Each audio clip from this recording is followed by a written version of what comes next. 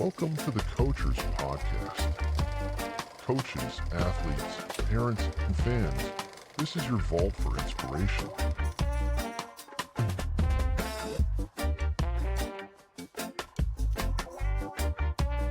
How's it going? This is Keone Yamamoto with the Coachers Podcast, in here with Coach Bubba Lemon, men's head basketball coach and girls head flag coach at Tualatin High School. Coach, thanks for jumping on. Please tell us about your family, journey, background, progression, all that good stuff. Absolutely. So my name is Bubba Lemon. I kind of grew up all over, born in Cali, moved to Texas, Georgia, Kansas, Tennessee, then came over here to Oregon when my freshman year of high school, went to Forest Grove High School, then ended up transferring over to Tualatin, where I am now the head coach of, so I'm a proud alumni here. Then I ended up going to Linfield D3 school. I played 3 sports there. I played basketball, I played football, and I ran track, and then ended up transferring over to Willamette. I got 3 brothers. We all actually played at Linfield on the same play at the same time while my dad was coaching, so we have a cool ESPN story with all 4 of us on the punt team and stuff like that on the same play. That was pretty fascinating.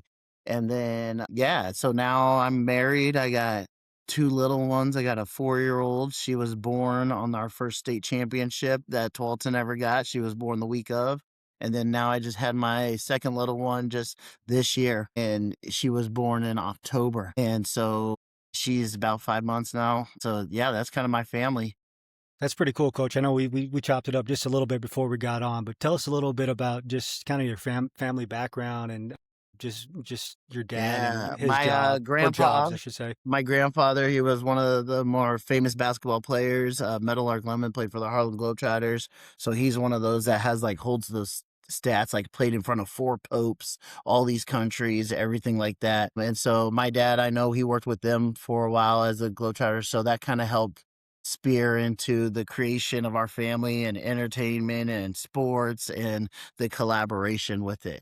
Coaching flag football, you said you played 3 sports at Linfield. Yeah. If gun to your head, not a good figure of speech there. Gun to your head, what's the first love? Basketball.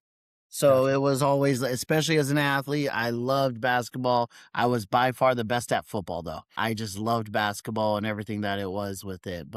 So I love football, but I was just happened to be naturally good at it. I ended up coaching football in college for 9 years. And then now it's fun to be the head coach of the flag football team as well. So as we're starting up with the girls, so that's pretty cool. Nice. Can you talk about a little bit about your coaching progression? Yeah, absolutely. So right away, I coached for a guy named Mark Speckman. Going from football player to coach, it always is a hard transition for a lot of people. I think for me, it was actually a really easy transition. I kind of knew that was going to be my calling at the end of the day. So I coached with Mark Speckman. I was the defensive backs coach at Willamette University again for 9 years. Went under a guy named Glenn Fowles was the head coach as well. While I was there, then I started dabbing into middle school basketball. And then my old head coach, who was my head basketball coach, there's only been 3 basketball coaches here at Tualatin.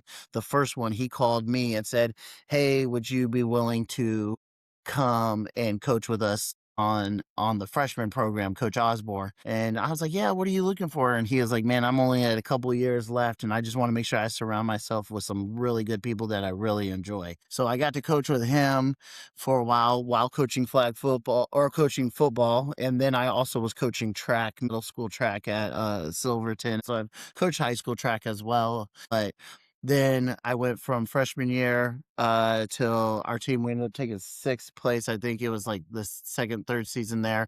And then I moved up to JV because his assistant coach got the varsity job. And then, so as a JV and a varsity assistant for 4 years, we won our first state championship. Then the head coach ended up spending more time with his family right after we won the first championship. And then I slid right into the head coaching role at Tualatin. And then been here since, and then been trying, since I got to be head coach, I tried to ease off of some sports, but then I saw flag football was emerging. And it was like, okay, that's going to be a little bit fun.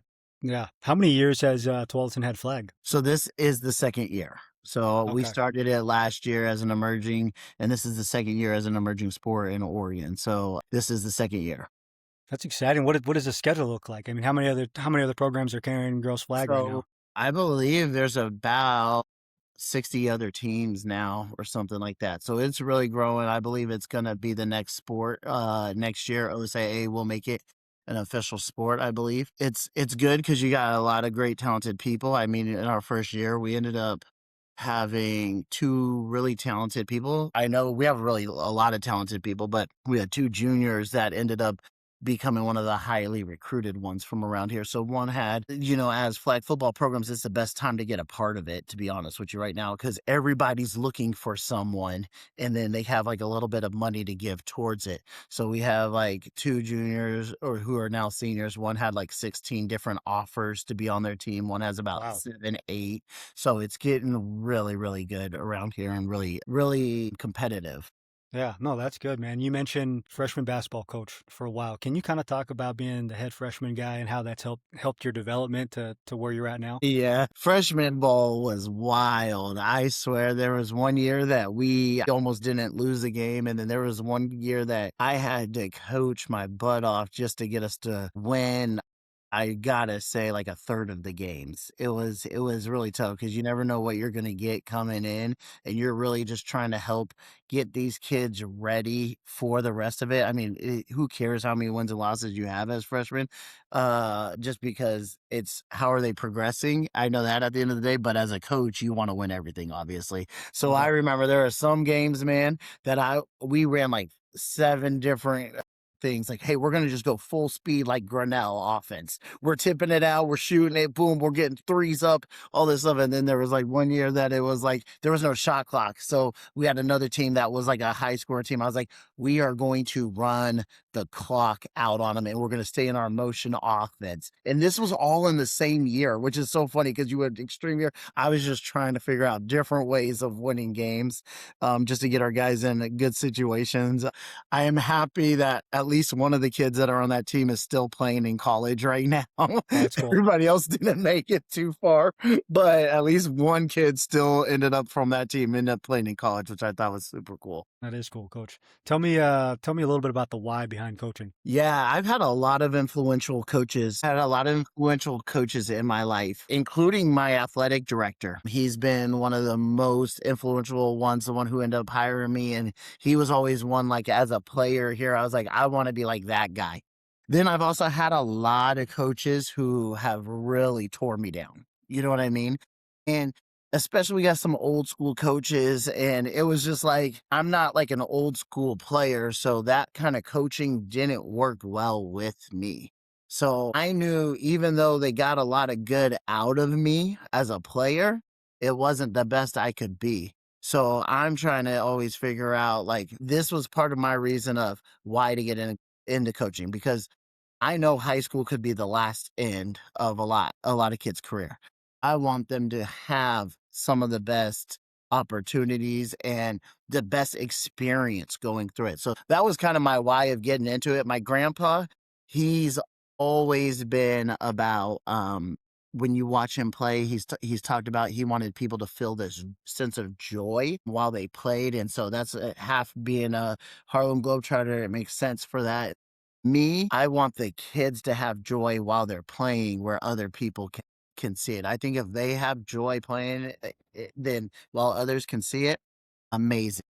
Yeah, no, that's a great answer, coach. I really appreciate you sharing that. Is there a difference in approach with Coach Lemon, the head basketball coach, and Coach Lemon, the head flag football coach? No, it's not really. It's funny. My nephew, he goes to Lake Oswego, another school around, and he thinks I am like one of the most laid back, easygoing coaches he's ever seen in his life. Like, oh, here goes Coach Bubba, never taking anything seriously. But then he actually sat in a couple of our meetings before, and it was so funny because my brother was looking at him and said, "Do you see the serious side of him too?" You know what I mean? Because everybody on this sees this outside appearance of what I'm like, but I really don't think there's much difference for even attention to detail and what I want to do with the girl. Like our girls in flag football, I mean, I have my other little brother running the offense and I'm running the defense. And I'm telling you, like, they've learned like 7 different, whether it's 4 different zones, combo zones, blitz patterns, all these other things and stuff like that. And I think it's just all about knowledge. I think when kids have knowledge, they want to learn actually, then they're going to be way more successful. The more they know about the game, more they're going to feel comfortable. So I actually treat it a lot the same where we spend a lot of time going through the mental part of the game, then going out on the field, having fun, going full speed. Oh, I like that, coach. Can you kind of talk about, I mean, with the girls flag football, are these girls that are, that are coming from track or softball, or these are just newer athletes So that are, experienced or doing something different in the spring than they usually do? yeah, I've only seen one person leave a spring sport, and that's a one softball player. But a lot of these kids are soccer players or basketball players or volleyball players and jumping into it. A lot of it correlates really, really well for their movement out here. And girls football is hilarious. Coaching girls is way different. Like I don't think I would go back and coach boys football after Yeah. coaching the girls. It's just how much they enjoy each other, how much they root each other on, how much they're like a sponge, like whether they think they know it or not, they're going to still listen and everything. And like, again, some girl makes a play, everybody's cheering them on. That's way better than, man, why didn't he throw it to me? I'm wide open, So it's way as a coach when you have these girls out here. They're so fun, but it's kind of I started seeing a bunch of that with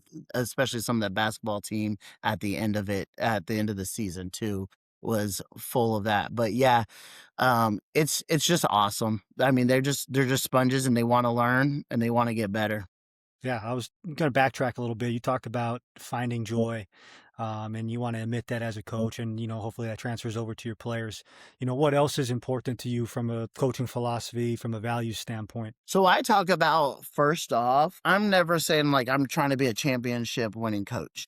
I'm trying to help the kids reach their goals. That's what my big thing is. So for instance, I have 2, 3 people who are either D1 or want to be D1 athletes. You know what I mean? Basketball players, which we know how hard that is. We got one for sure. Then we got a couple other ones working their way up to it. If that's their goal, and I can help them get there, well, they're going to bring everybody else along. You know what I mean? The work ethic and practice, I'm not going to question because they know what it's going to have to take. And I'm going to help them by this is not going to fly when you guys get to college. So they're going to set a level of expectations. So my goal is always to help. I remember when I first got on the job, I think I had 1 or 2 guys looking at wanting to play college basketball or had the real potential.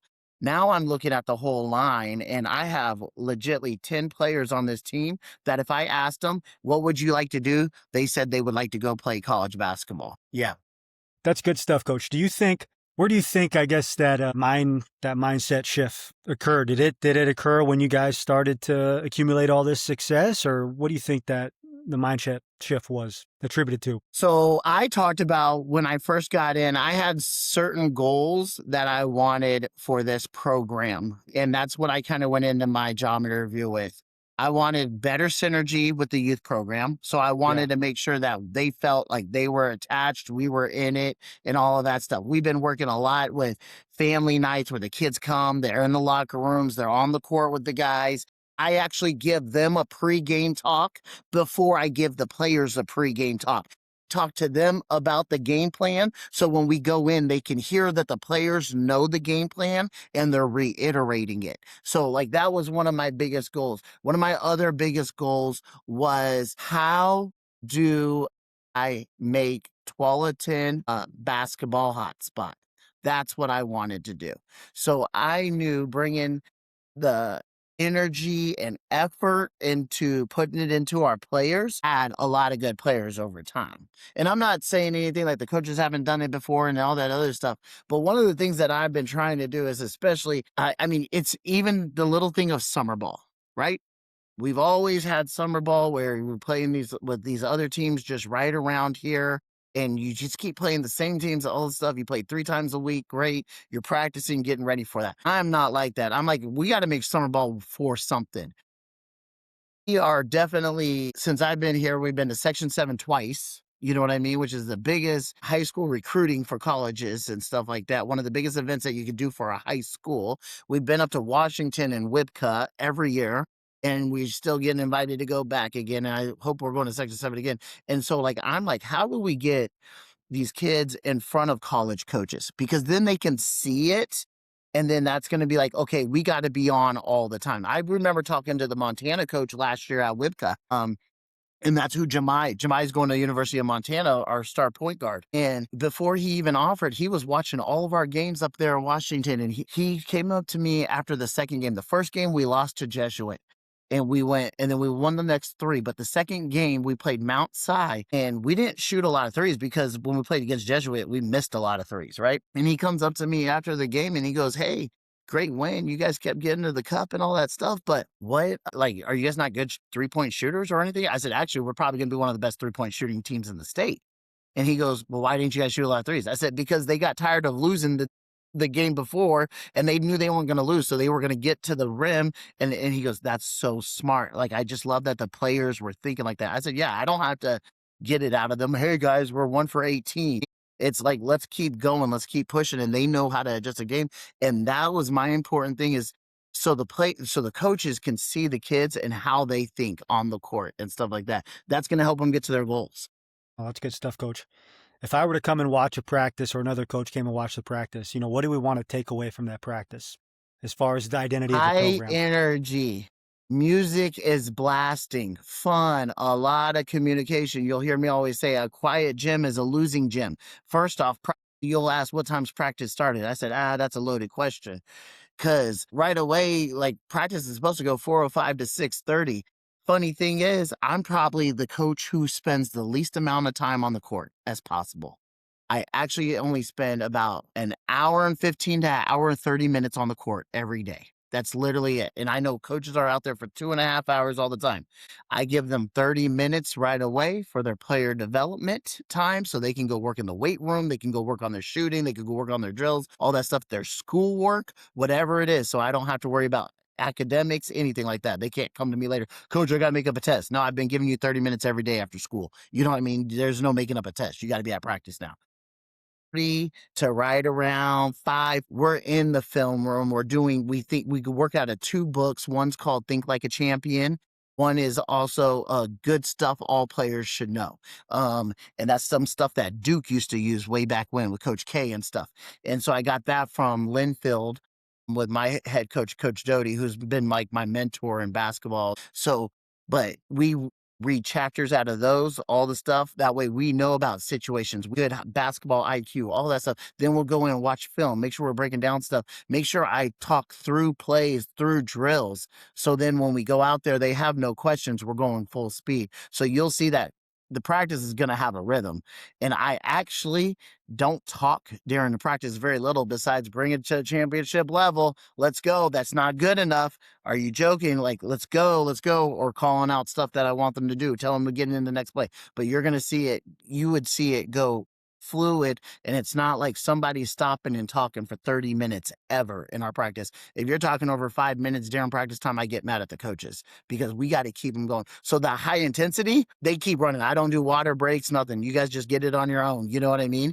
And that's what I think attributes to we do very little extra conditioning. That they're in good shape, but that's because they have to go fast all the time. I tell them it's like track. If you want to be fast, if you're a sprinter, you have to practice going fast. You can't be practicing out here going slow and stuff like that. So they know that they have to be on the go with it every time. They have to be talking all the time and getting it to a championship level practice.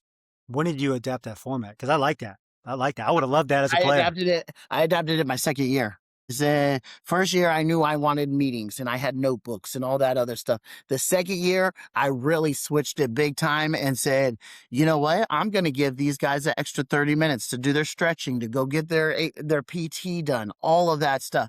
And I'm telling you, even with the academics, because a lot of kids are like, hey, can I go meet with the teacher real quick? Great. It's a good time. That's your personal development time. So I adapted that second year, and it's just been going. And so it's so much easier now that you're like year 4, you know what I mean? And the kids know it. It's just the constant flow. But I am like, dude, we ain't going to be on the court longer than an hour and a half. So I'd tell you, I'd be like, what do you want to see? Do you want to see practice? All right, show up at 5:15. You know what I mean? 5 o'clock, stuff like that. No, that's good stuff, Coach.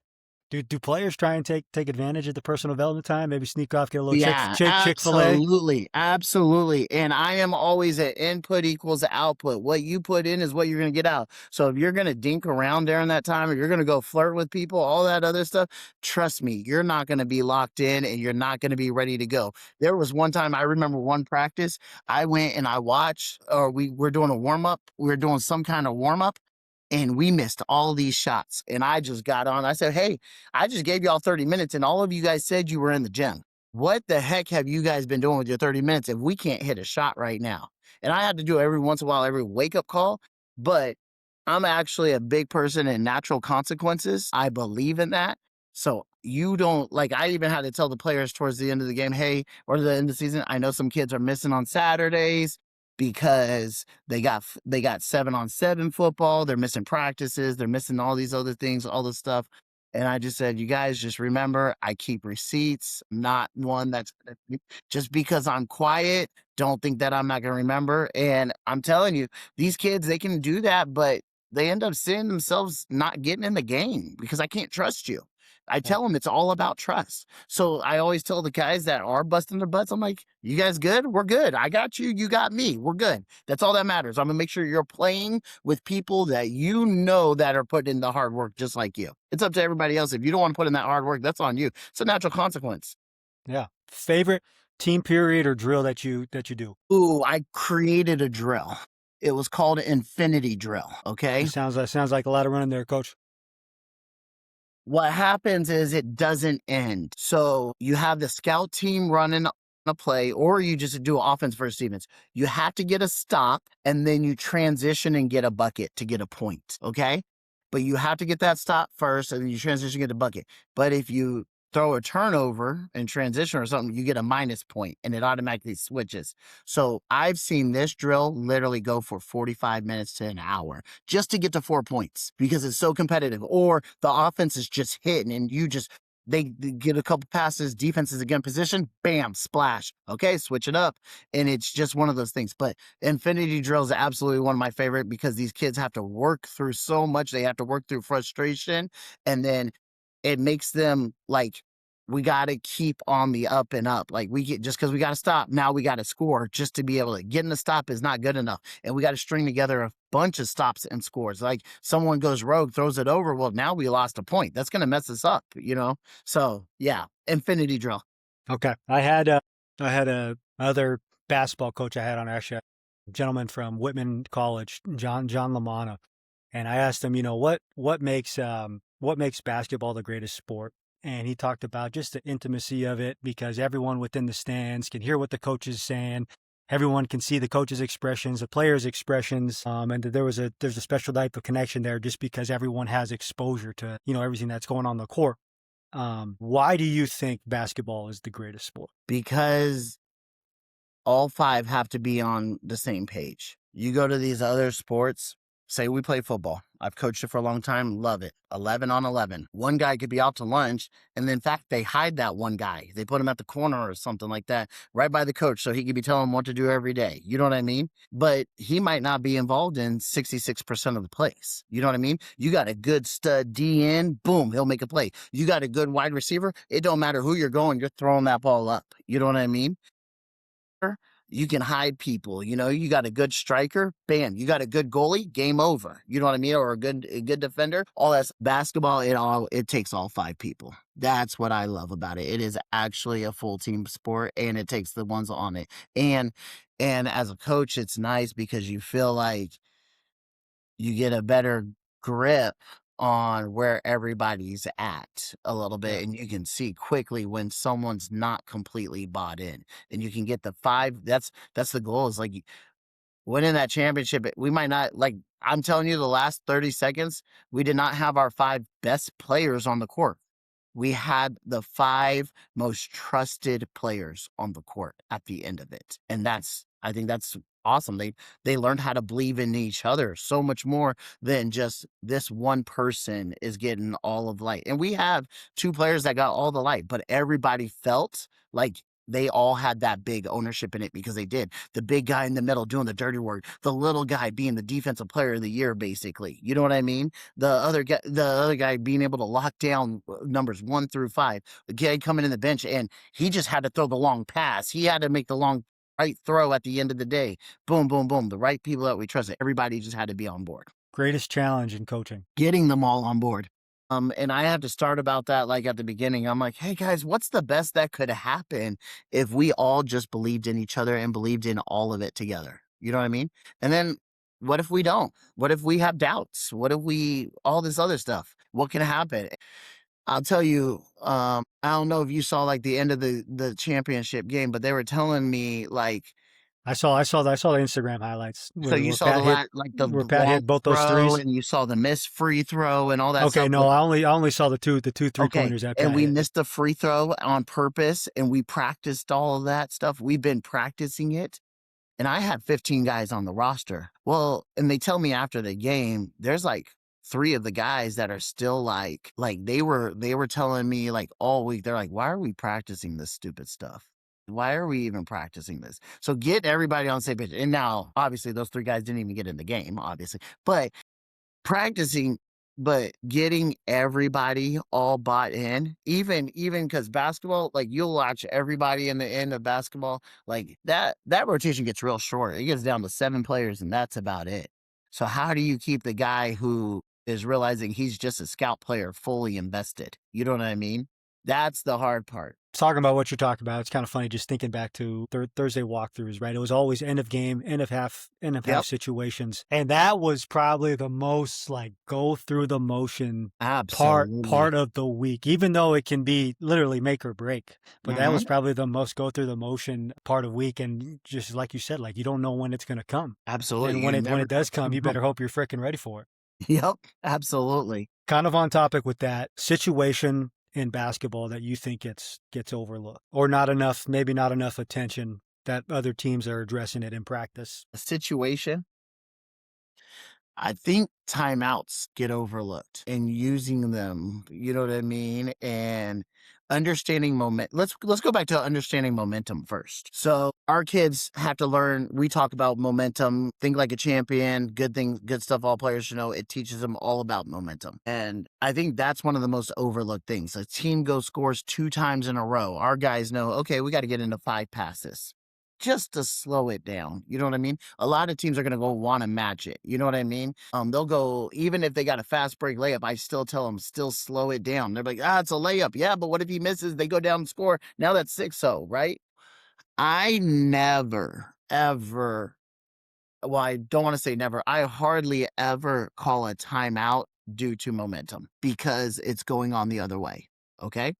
I have called timeouts 3 times this year on good momentum where our guys come down the lane and it's kind of going a back and forth game and they just jam it on somebody and the crowd erupts, and I'll call a timeout right there just so our guys could be all celebrating on the court with them and the other team has to walk back to the huddle.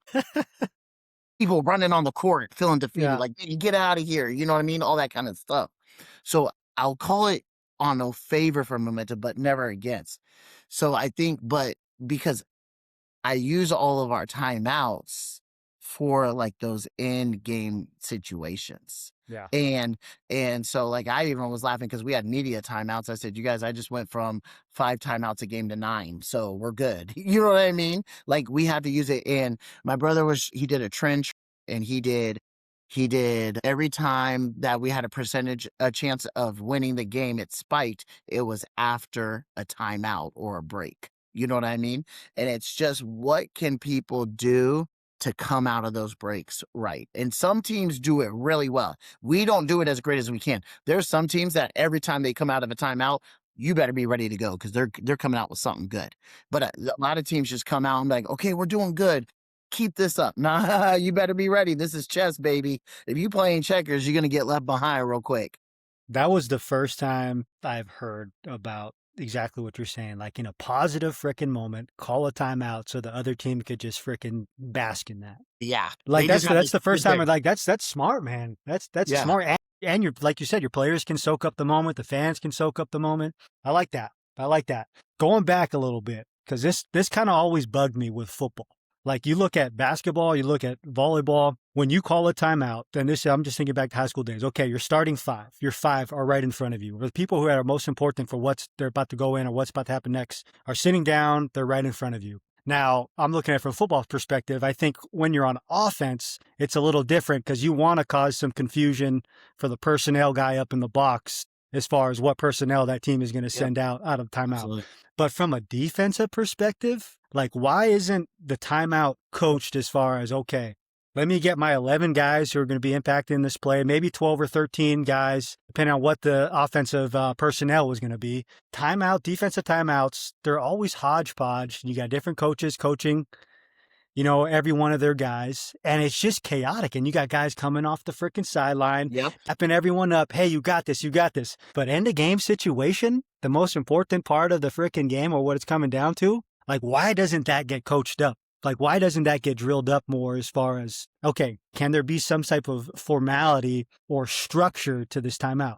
And I think that's just one little thing that just gets overlooked in football that I think can make a big difference in those crunch time moments. Absolutely. All of our timeouts are actually very structured. So my assistant coach watches way more film than anybody else does. He's a retired guy now, so he watches the most film. So I actually have given him a lot of ownership in the defense, even though I call it all. You know what I mean? We come in game plan and he looks at all the other things and stuff. So if you were at one of my games, okay? Are we talking basketball here? We're talking flag. Basketball. Okay. I call a timeout, a full or 30, doesn't matter. Let's just say I call a full timeout for 35 seconds while the players are sitting down. My assistant coach is talking to them all about defense and what we're letting, changing your footwork on this. We got to help side a little bit more. Meanwhile, I am with another coach talking about who's our hot hand right now. How many shots have he's got? Who do we need to get hot? And then so I can come out. There's so many times I've come into the huddle and I just said, hey, we're going to run this. Boom, boom, boom. And then, all right, let's go. Boom, out. So we've actually tried to structure our timeouts so much and the players, I love it because the players have to listen to everybody, but it's one voice you're listening to. And you got our defensive guy, our assistant coach, he's coming in first. Boom. Just getting ready to get into it. And then me, I'm like, all right, guys, are we good? And if I have to change some stuff, he might be saying, fix your footwork on this. And then I come in and be like, hey, we're going to switch to zone one play. You guys good on that? Yep, let's go. You know what I mean? But that way they're all getting that stuff going. I think a lot of times in timeouts, that's why I say it's what you'll watch is a head coach will go sit down right there. And he's got a full timeout. And he's spending 45 seconds in his head. And the players are just looking at him as he's looking down and he's thinking, what are we going to run? What are we going to run? What are we going to run?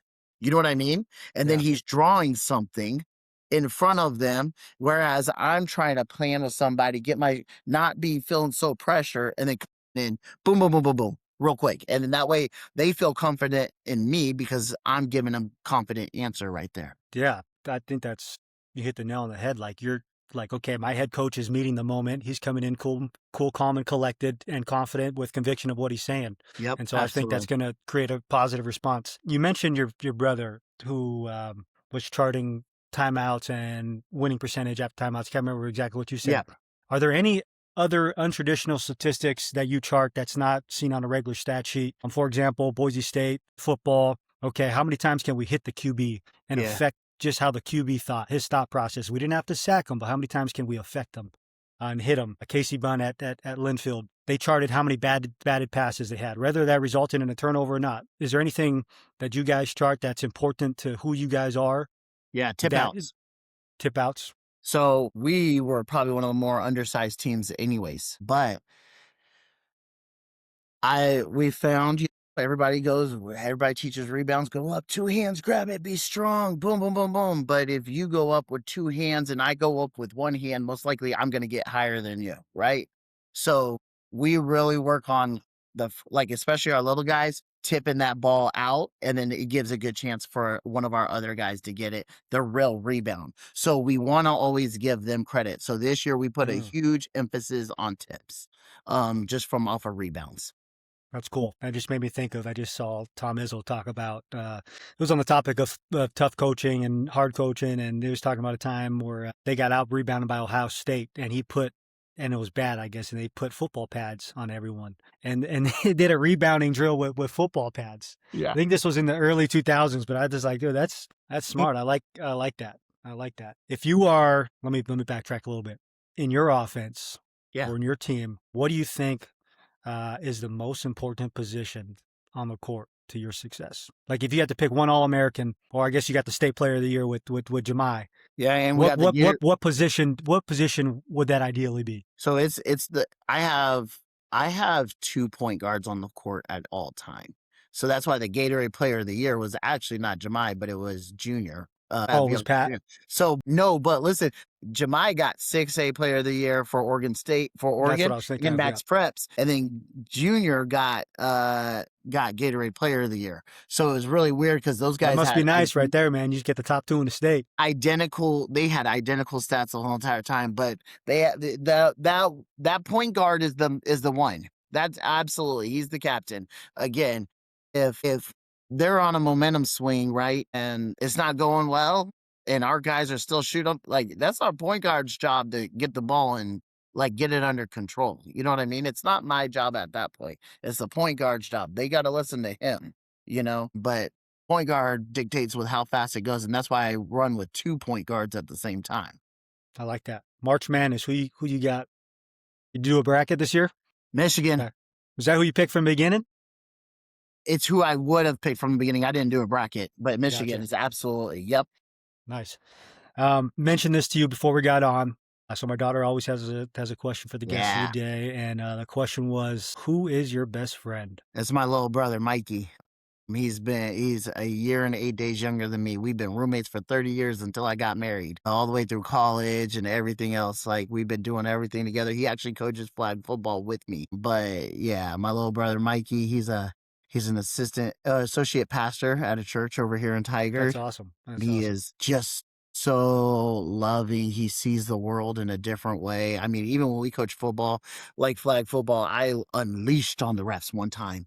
And, he comes up to me, he goes, Bubba, you're not wrong. I'm just wondering, what kind of example are we setting for these girls? I'm like, oh, you know what I mean? Like, what do we want them to get out of this? That's exactly it. That was kind of verbatim how he approached it right there. Absolutely. He goes, yeah.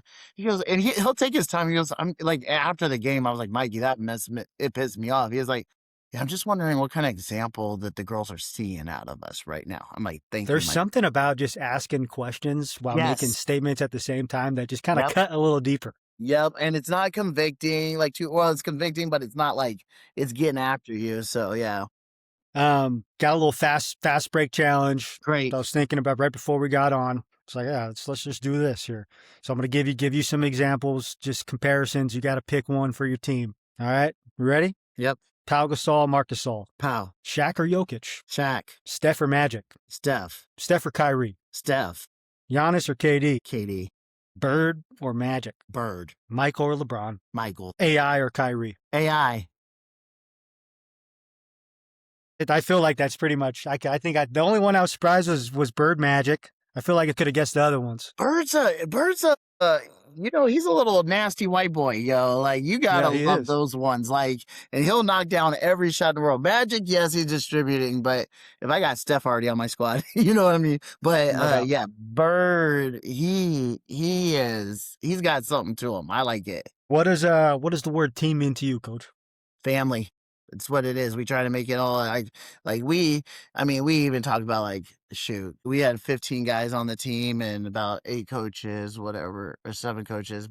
I mean, I think we bought, 35, 40 rings almost, just because of how many people are involved in this thing. And we're at a high school level. It's just, we want them to be together. We want them to enjoy each other all the time. And I think that's what our team has, that a lot of other teams, we potentially go on trips and stuff like that. So that way they can build it. Like, I'm not forcing them to do team building activity. I mean, they'll be like, Bub, can you take us somewhere? Yeah, let's go miniature golfing or something. You know what I mean? Like, I'll find activities, but I'm not going to force them to do it. They could play video games all in the same room. You know what I mean? Stuff like that. It's just, they just become family. I mean, it's a long season. Yeah. What do you think separates, a really freaking good team from one of your state championship I teams? think I think that I think that's what it is, and we talk about this a lot with the players too, is even contact, right? Like, I think there's a stat, like, how many high fives are given out, how many times you're putting your arms around people's shoulders, all that stuff. We talk about that all the time, and so I think them just I mean, it's hard to put your arms around shoulders with somebody that you hate, you know what I mean? These guys just played together, and I think it's because of how close they were. Yeah. How do you address players who aren't meeting expectations or are struggling with effort? Again, natural consequences. I let it happen. You know what I mean? Like, you can't be upset if the other players aren't involving you exactly how it is. Like, everybody's got the fair shake going into it. You know what I mean? Everybody's forgiving and everybody's loving and everybody wants everybody in it. But like, I mean, I'll talk to them individually, be like, hey, what's going on? You know what I mean? Well, I feel like this, and this. Well, that's not true. Let's get it ironed out. You know what I mean? Or they'll be like, they're just set in their ways. And I'm like, okay, you got to be you. You know what I mean? I don't force people to do anything. I want it to happen organically. I don't force anybody to apologize to anyone. I don't force anybody. I don't believe in that stuff. I believe it all has to be from the heart. No, I like that, coach. I really like that. You talked about trust earlier. You talked about finding joy. When it comes to your culture, Tualatin basketball culture, what other things are important to your culture? Competing all the time. We talk about competing and never failing our teammates. So competing, whether it's, and I even talk to them, I'm like, you guys, I compete every single time. Winning is a habit. So like, if I'm driving on the road, I might be driving, cover up someone like a wide receiver in the car. You know what I mean? Like, I'm winning. How many cars am I passing on my way up here? You know what I mean? But I'm competing. Like, I want them to compete in school. Like, did I get a better grade than last time? Am I competing with other people? You know what I mean? And then never failing your teammates. Again, if you're not taking care of everything that's happening outside, then you're not going to be where you need to be for the team. Like, if it's going to take you from practice and all that other stuff, you're failing your teammates all the time. What do you do when your team faces a tough loss or a setback? What's that communication look like? We embrace it. That sucked, didn't it? Let's talk about it. Why? You know what I mean? How do we not feel that way? We make mistakes. My goal is for us never to make the same mistake twice. You know what I mean? We lose to that team. But that was our goal after we lost to Oregon City this year. We lost to 3 in-state teams: Oregon City, Clackamas. Oh, I mean, not Clackamas. Oregon City, Southridge, and Central Catholic. And I knew we were going to see them all 3 again at some point. We were going to see Oregon City second half of the season. Most likely Southridge in the playoffs in the semis, and Central Catholic in the finals. That's what I figured it was going to be. I told them after we lost, I said, we never going to lose to a team twice this year. So we beat Oregon City the next time. Luckily, Southridge got upset by Benson, and then we beat Central Catholic. So, I mean, we got to sit in it. You know what I mean? Like, it sucks. Those feelings sucks, but understand them. You know what I mean? And then let's address, what did we do well and what could we do better? If you could sit down with any coach, who would it be and what question would you ask them? Any coach. I would sit down, Pat Summit. I like it. And what would the question be? How did she create the culture she did? I used to live down in Tennessee, so I saw what that was. And she created something very special. But Pat Summit, she got to know her players on a different level. She did personality tests. She did all of these things just to make sure that way when she communicated with that player, it was very intentional and understood how that person receives it. We did a little bit of that at Oregon State. It wasn't like fully adopted, but it was a thing called Edge 4. And all Hmm. the position coaches had their players take a personality test, and you kind of showed them, who they were, and it gave practical tips as far as how to engaging and approaching that player. So I think that that was good stuff. stuff right I there. mean, we know how much this game is mental. All the sports. It's just all like, that's why they have sports psychologists all the time now. You know what I mean? Just because if you can figure out what helps your player tick the right way, like, it's going to be a very successful time for you. Yeah. If there was something you could change about the game of basketball at the high school level or collegiate level, what would it be? I think we would want the shot clock a lot quicker for sure. I think I would want them to go back to emphasizing the flopping rule because there is so much flopping that happens. And yeah. All And right, I then got as far as play style, just so you know, like, I would love to bring back. That's why I said Shaq. I would love to bring back the big nasty in the middle kind of mentality. Every 5 is a spot up 3 person now. You know what I mean? And that's not what I need. I want somebody just to be. That's what I shoot. I was watching the UConn game the other day. I was like, "Ooh, that boy's a load in the middle." You know what I mean? Like he's a load that's gonna be tough to handle. That's very hard to stop. So I would love to bring that back as far as the game and style. No doubt. I got 2 questions, and to let you go kick some ass with flag football today. Aside from winning, what other metrics do you use to define success? Could be on the field or on the court, off the court. We set goals before the games. That's what it is. Under so many turnovers, under so many offensive rebounds, all of those things. So we make sure that we come out of the game with goals, and did we match those goals? Because even if you win and you're not doing those goals, you still gave up 10-0 boards. I'm not happy about that at the end of the day. You know what I mean? Great, you got to win, but that's not going to, we have to iron down all the little things, limit them to 1 possession.